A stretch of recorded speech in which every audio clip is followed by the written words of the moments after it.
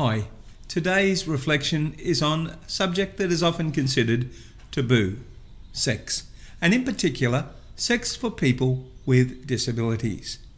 Last week, a lady in Australia won a landmark case that allowed access to specialised sex workers, paid for by the National Disability Insurance Scheme.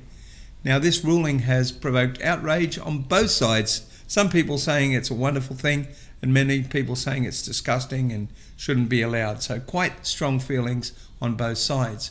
But if you look at the original aims of the National Disability Insurance Scheme, they said they wanted to allow people with disabilities to live the same lives as able-bodied people.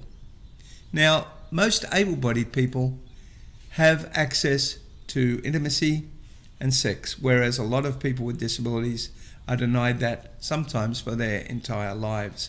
There's been a documentary made on this very subject called Scarlet Road. Let's take a look at the trailer for that right now.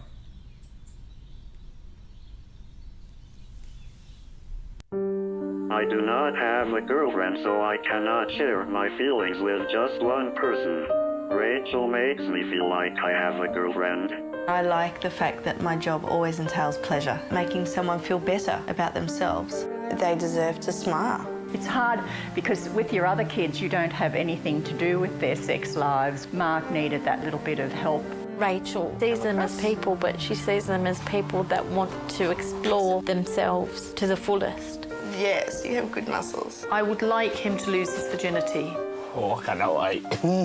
It's completely legal for a sex worker to come here. You can order in like a pizza. People with disability want connection, intimacy and touch. What am I going to do with you tonight? I find that people don't want to talk to me about sex. They just want to know where they can get it.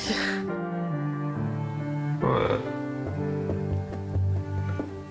tonight's really important. I haven't got much movement below the knee. To be able to achieve normal sexual function when you think yourself incapable of it, it's made me feel like a real bloke again. These are people that very often has, for a long time, never been touched. Everybody needs to have somebody to hold hands with. Sexuality and sexual expression is the last bastion. It has been my dream to have a woman stay in my bed overnight. Everyone has a right to sexual expression, and that includes people with disability.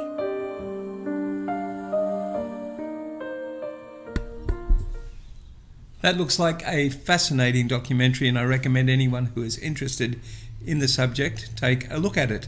Now, in response to the ruling last week, the Minister responsible for the National Disability Insurance Scheme, Stuart Robert, says he thinks he might know what the public would think about the decision.